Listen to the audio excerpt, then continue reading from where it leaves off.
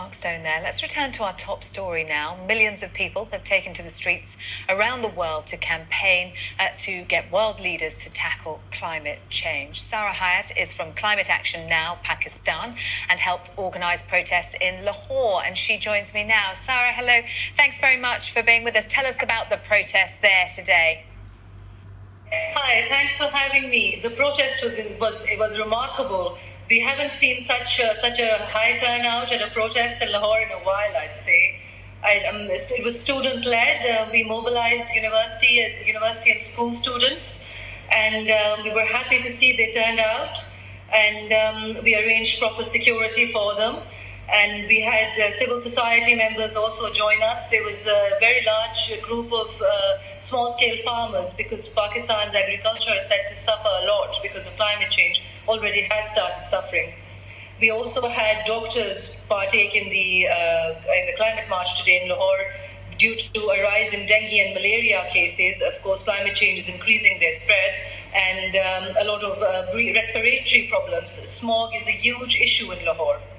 Yeah, a huge issue. You mentioned there agriculture. Pakistan makes a tiny contribution comparatively to global greenhouse gas emissions, doesn't it? One of the lowest in the world, but it is amongst the countries most vulnerable. How?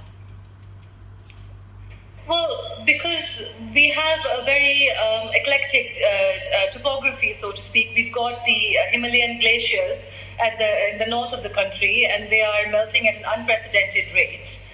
And then we've got our coastal region, when rising sea levels are adversely affecting. There's been a lot of climate migration from the seacoast of Sindh and Balochistan, those are our coastal provinces, towards our urban cities, especially Karachi. We've got seawater penetrating the water table around the coastal belt, again causing a lot of agricultural loss. Pakistan is also a water-scarce country, mostly because we are unable to, I think, conserve water properly. We need better policies for that. And our agriculture is suffering greatly with intense heat, droughts, floods, climate-exacerbated disasters. Again, agriculture is set to suffer.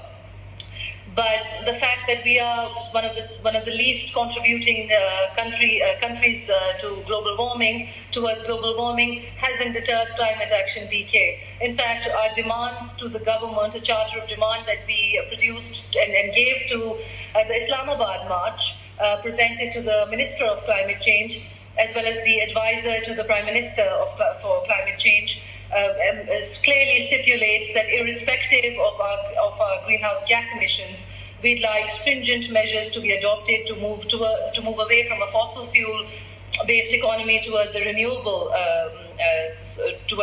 forms of energy. And how do you feel that message is being received, Sara?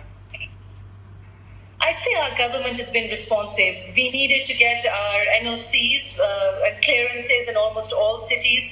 And today, Pakistan, I'm very proud to say, has had marches across 30 cities in the country, with Islamabad, Karachi, and Lahore being the largest gatherings. But our marches were in Kashmir, in Gilgit, which is right at the foothills of the Himalaya, the Karakoram glaciers, and almost all of them were student-led. And the government has been responsive. We've been in touch with the government. They've given us permission. You need proper clearance to hold protests in Pakistan because of security concerns. And the government has been more than willing and has cooperated with us. The government in Pakistan is also currently has already planted 1 billion trees, and is set to plant about 7 more billion trees in an attempt to mitigate climate change. But we would like the government, of course, Climate Action PK is very keen that the government adopt more policy measures for adaptation that are more centered on grassroots level efforts, so that the average person, the financially marginalized person, the farmer, the fisherman who's really affected, they get the most help. They get the most they get the chance to adapt to climate change, which is impacting them the most. But this is a global issue, isn't it? And when you've got countries like neighbouring India, for example, struggling to meet their commitments, how can you see genuine change happening? Well, I'd say that, well, look, change has to come from both civil society and from the government. And today's marches in Pakistan prove that our students, especially, and the people in the country are ready to fight against climate change and to demand a better future. And what they need is they need somebody to channel their efforts, and they need somebody to help them raise awareness. And Climate Action PK is up to the challenge, and it's thrilled by the response we've received. And as far as the government is concerned, so Pakistan we actually boast climate change legislation. We've got the Climate Change Act of 2017 and a supplementing climate change policy for the country since 2012. The policy is all about adaptation measures. Of course, it needs to be renewed a little, and I believe that's already in the pipeline. And so the Ministry of Climate Change has already undertaken that task. And planting trees is well and good, but it has to be supplemented by stronger policy measures. And we're keen that the government is at least contemplating it for now. Sara Hayat, thanks very much. Great to get your thoughts this afternoon here on Sky News.